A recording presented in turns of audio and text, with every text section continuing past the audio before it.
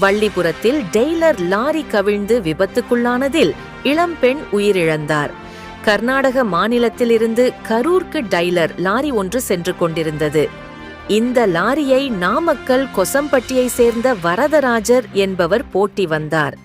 நாமக்கல் வள்ளிபுரம் தேசிய நெடுஞ்சாலையில் செல்லும் போது சாலையில் நடுவே இருந்த தடுப்பின் மீது டெய்லர் லாரியின் டயர் உரசியதால் திடீரென டயர் வெடித்தது.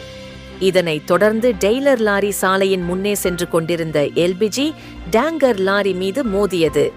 இதனைத் தொடர்ந்து டெய்லர் லாரி கவிழ்ந்து விபத்துக்குள்ளானது.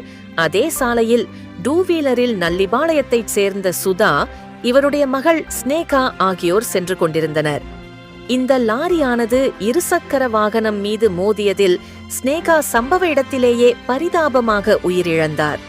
படுகாயமடைந்த சுதா, டெய்லர் லாரி ஓட்டுநர் வரதராஜ் ஆகிய இருவரையும் அருகில் இருந்தவர்கள் மீட்டு சிகிச்சைக்காக நாமக்கல்லில் உள்ள தனியார் மருத்துவமனைக்கு அனுப்பி வைத்தனர். டெய்லர் லாரியில் ஏற்றிச் சென்ற ஸ்டீல் பிளேட்டுகள் அனைத்தும் சாலையில் சிதறி கிடந்தன. இந்த சம்பவறிந்த நல்லிபாளையம் போலீசார் அங்கு விரைந்து சென்று போக்குவரத்தை சீர் செய்தனர். தொடர்ந்து இந்த சாலை விபத்து குறித்து வழக்கு பதிவு செய்து விசாரணை நடத்தி வருகின்றனர். உயிரிழந்த ஸ்னேகாவின் உடலை கைப்பற்றி பிரேத பரிசோதனைக்காக நாமக்கல் அரசு மருத்துவக் கல்லூரி மருத்துவமனைக்கு அனுப்பி வைத்தனர். இந்த சம்பவம் பெரும் சோகத்தை ஏற்படுத்தியுள்ளது.